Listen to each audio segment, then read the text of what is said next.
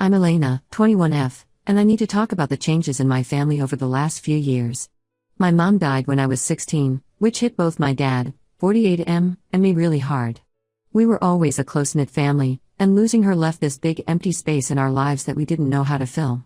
Mom had been sick for a while before she passed. She had lupus, which meant she was often tired and in pain. Despite that, she always made time for me. We had this tradition of baking cookies together every Sunday afternoon. Even when she was having bad days, she'd sit at the kitchen table and guide me through the recipes. Those are some of my favorite memories. Dad was amazing during Mom's illness. He balanced his work as an architect with taking care of Mom and being there for me. I remember him staying up late to help me with my homework after spending all day at the hospital with Mom. He was our rock. When Mom died, it felt like our whole world fell apart. Dad threw himself into his work, taking on more projects than ever before.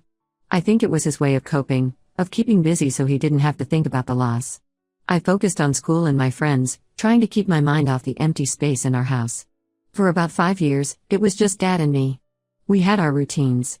I'd make dinner on Tuesdays and Thursdays, he'd handle the rest of the week. We'd watch old movies together on Saturday nights, the ones Mom used to love.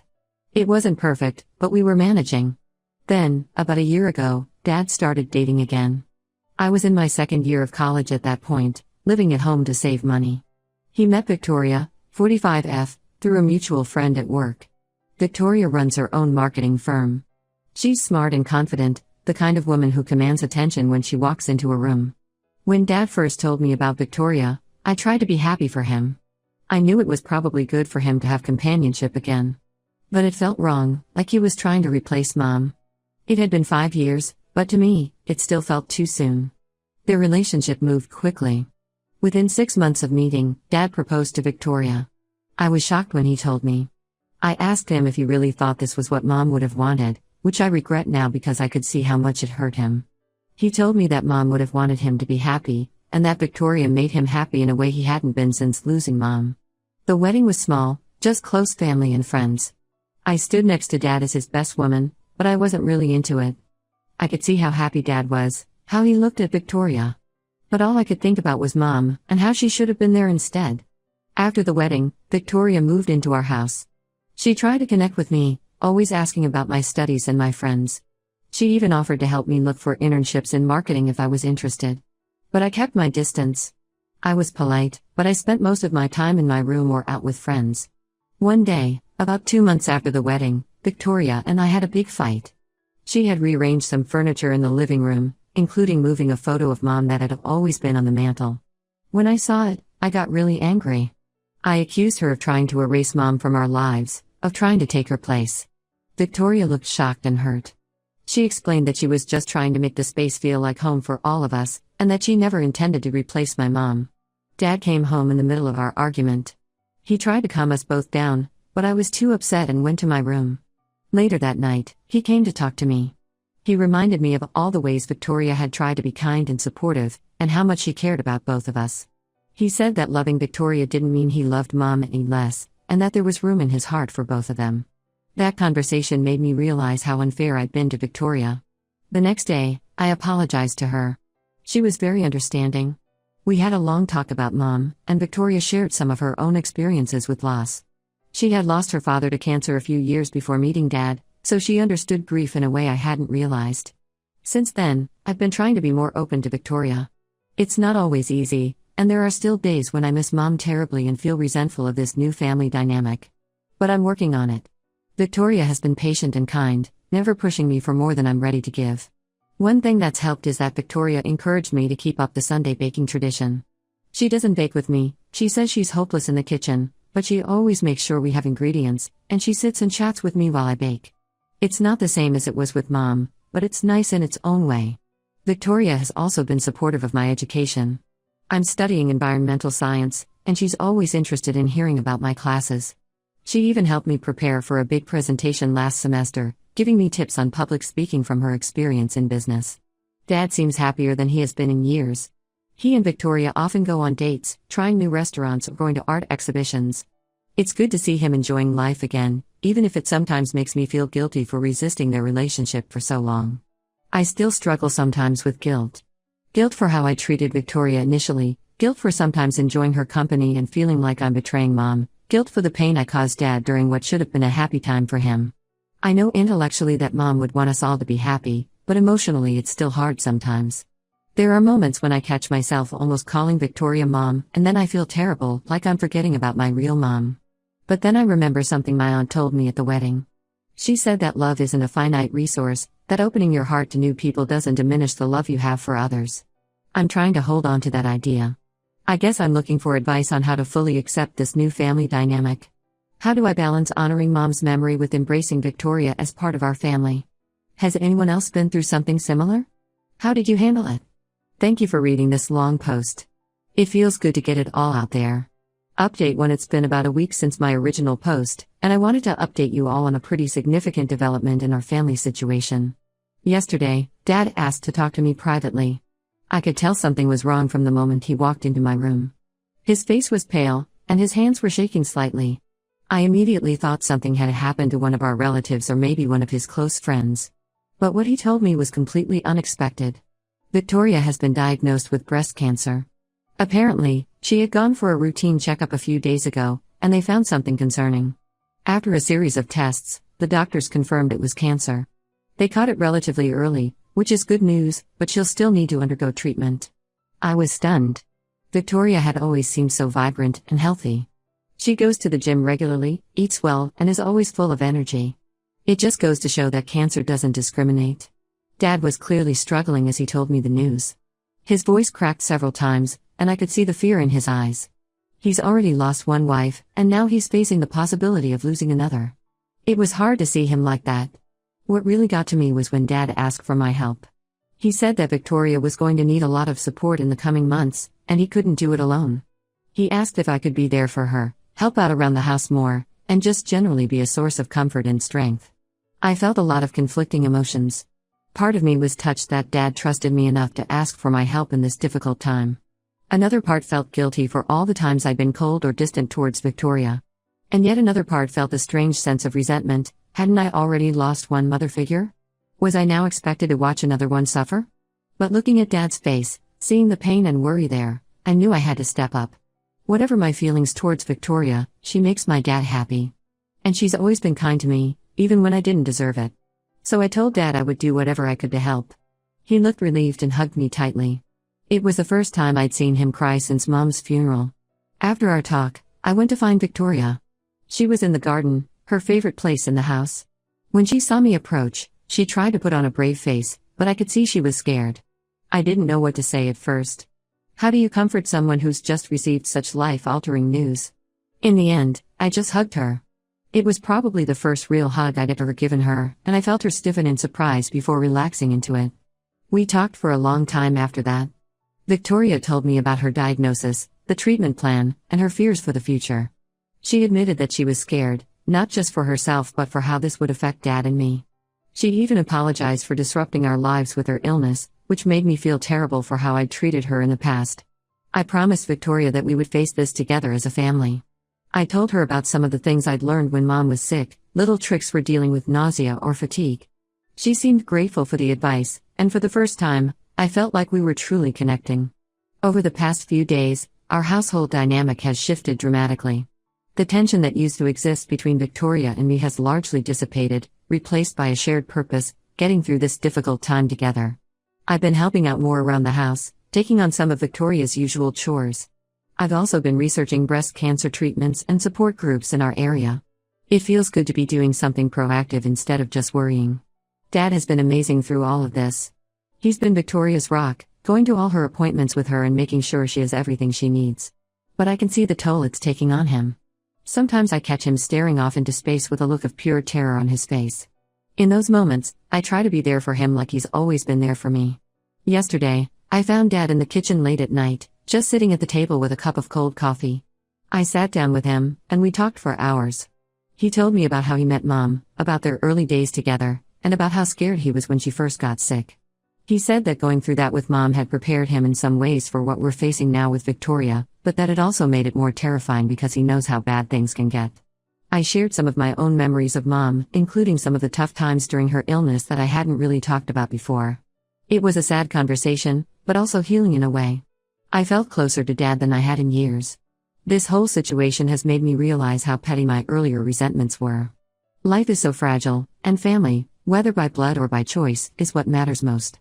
I regret the time I wasted pushing Victoria away when I could have been building a relationship with her. Today, Victoria had her first chemotherapy session. Dad and I both went with her. It was a long, draining day. Victoria was brave, but I could see how scared she was. The nurses were kind and explained everything that was happening, which helped. After we got home, Victoria was exhausted. I made her some ginger tea, something that used to help Mom with nausea, and sat with her while she rested. We didn't talk much, but it felt good to just be there for her. I'm scared for what the future holds. Cancer treatment is a long and difficult road, and there's no guarantee of the outcome. But I'm also oddly hopeful. This crisis has brought our family closer together in a way I never expected. To those who commented on my original post urging me to give Victoria a chance, thank you. Your words were in my mind as I made the decision to fully commit to supporting her through this. And to those who shared their own stories of blended families and loss, thank you for helping me understand that it's possible to honor the memory of those we've lost while still embracing new loved ones. I'll update again when we know more about how Victoria's treatment is progressing. For now, we're taking it one day at a time and focusing on being there for each other. If anyone has experience with supporting a family member through cancer treatment, I'd appreciate any advice you can offer. Update 2. It's been about 2 months since my last update, and a lot has happened. I'm still trying to process everything, but I felt like I needed to share this with you all. Victoria's cancer treatment has been going as well as can be expected. She's had 2 rounds of chemotherapy so far, and while the side effects have been rough, her doctors are optimistic. Dad and I have been taking turns accompanying her to treatments and helping her manage the aftermath at home. Throughout this process, Victoria and I have grown much closer. We've had many late-night conversations when she couldn't sleep due to the chemo side effects. She's shared stories about her life, her hopes and fears, and I've found myself opening up to her in return. But last week, something happened that shook our newfound closeness to its core.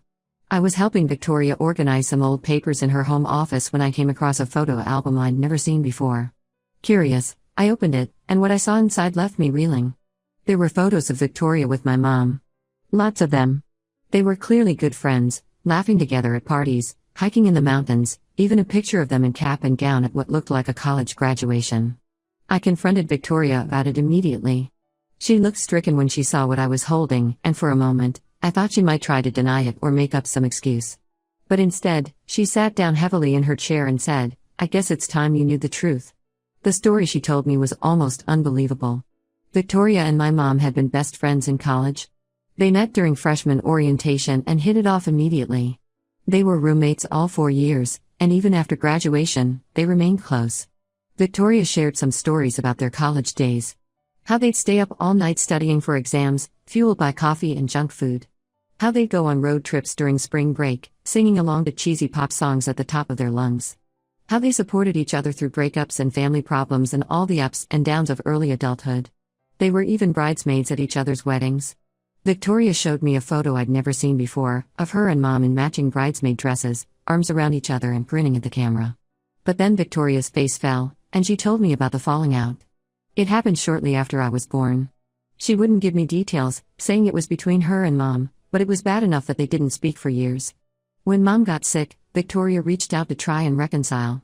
But by then, Mom was too ill for visitors other than immediate family. She died before they could repair their friendship, and Victoria said it's one of her biggest regrets. After Mom's death, Victoria struggled with whether to reach out to Dad. She wanted to offer condolences and support, but she was afraid it would be inappropriate given her history with Mom. In the end, she decided to keep her distance. Years later, when she met Dad through a mutual friend, she didn't immediately realize who he was. By the time she figured it out, they had already started developing feelings for each other.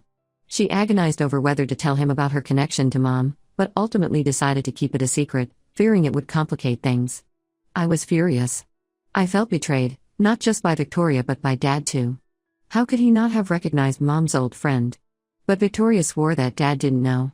She said that she and Mom had drifted apart long before Dad came into the picture, and that she looked quite different now than she had in her younger years. I didn't know what to believe. Part of me wanted to storm out, to never speak to Victoria again. But another part of me remembered how she'd been there for me these past months, how she'd supported me through my grief even as she battled cancer. I ended up leaving the room without saying anything. I needed time to process this bombshell. I spent the next few days avoiding both Victoria and Dad, trying to sort out my feelings. On one hand, I felt deeply hurt and betrayed. Victoria had kept this massive secret from us, potentially altering the course of our family's life.